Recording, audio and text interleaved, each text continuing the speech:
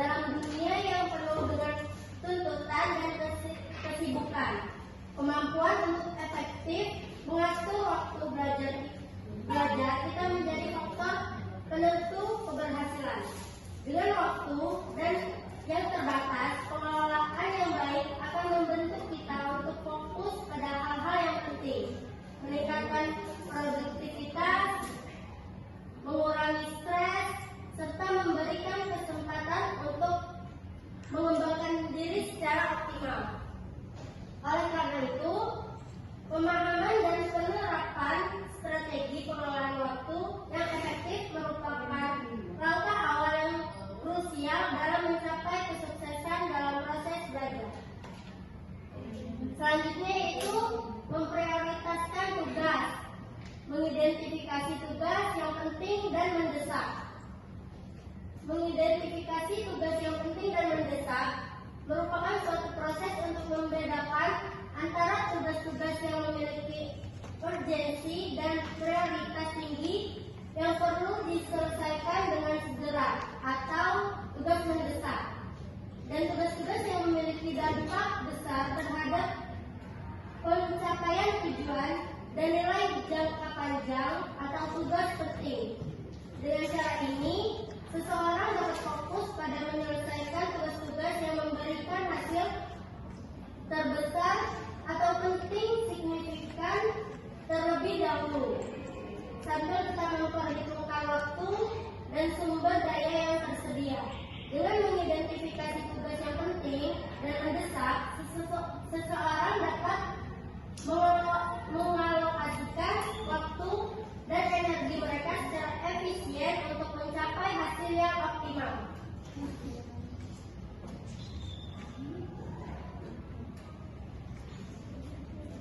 Dan selanjutnya itu menggunakan metode prioritasi seperti matriks dan Eisenhower.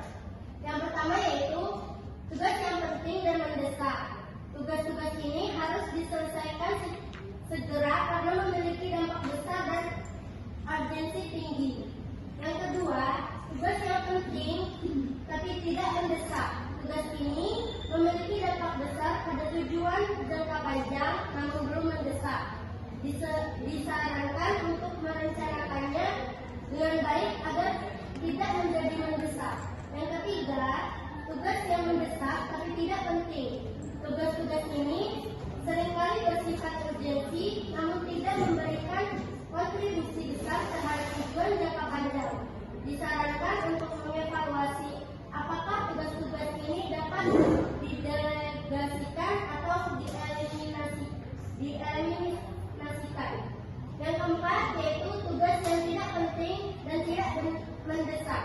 Tugas-tugas ini sebaiknya dihindari atau dilakukan terakhir karena tidak memberikan kontribusi signifikan pada tujuan jangka panjang dan tidak mendesak.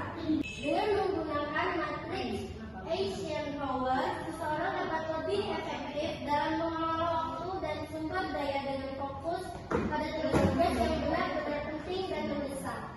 Sambil juga merencanakan tugas-tugas yang penting namun tidak mendesak untuk mencapai tujuan jangka panjang. Dan yang selanjutnya yaitu tips. Di sini ada 6 tips. Yang pertama yaitu membuat jadwal belajar, menghindari prokrastinasi atau menunda pekerjaan. Yang ketiga, gunakan teknik Pomodoro. Yang keempat, hindari multitasking. Kelima, tetapkan tujuan belajar. Dan yang terakhir, keenam, evaluasi dan sesuaikan waktu. Bagaimana? Sampai di sini apakah ada yang ingin bertanya dengan materi yang ada? Oke, siapa namanya? Saya ingin bertanya, karena di situ ada teknik Pomodoro. Ya. Teknik Pomodoro itu apa? Oke, di sini Ibu izin menjelaskan ya. Teknik Pomodoro yaitu dilakukan dengan memfokuskan diri pada interval selang waktu melalui teknik ini, namun harus fokus dalam selang waktu tertentu.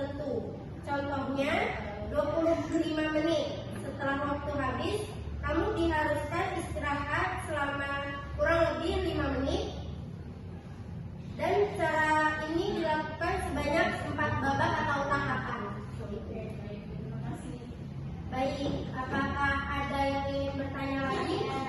Oke, siapa namanya? Oke, Mengapa penting untuk belajar dengan efektif? oke, Ibu izin menjawab ya.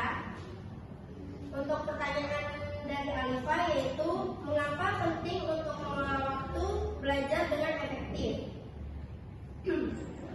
Itu sangat penting karena dapat meningkatkan produktivitas, mengurangi stres, memungkinkan pemahaman materi yang lebih baik, dan membantu mencapai tujuan belajar dengan lebih efisien. Apakah ada yang ingin bertanya lagi? Cukup ya. Oke. Di sini selanjutnya Ibu akan menyampaikan kesimpulan dari materi yang kita pelajari pada siang hari ini, yaitu kesimpulannya adalah dalam belajar pengelolaan waktu yang efektif adalah kunci untuk mencapai kesuksesan dengan mengidentifikasi tugas-tugas yang penting dan mendesak, membuat jadwal belajar yang realistis, menghindari prokrastinasi, menggunakan teknik seperti Pomodoro, menghindari multitasking, serta menetapkan tujuan belajar yang jelas. Seseorang dapat meningkatkan produktivitas dan efektif dalam proses belajar. Evaluasi terus-menerus terhadap pengelolaan waktu belajar juga penting untuk menyesuaikan strategi dan mencapai hasil belajar yang optimal. Dengan menerapkan tips dan teknik pengelolaan waktu yang efektif ini, seseorang dapat meningkatkan kualitas belajar mereka dan mencapai tujuan akademis dengan lebih baik lagi. Oke, terima kasih. Untuk hari ini kalian sudah mendengarkan materi pada hari ini.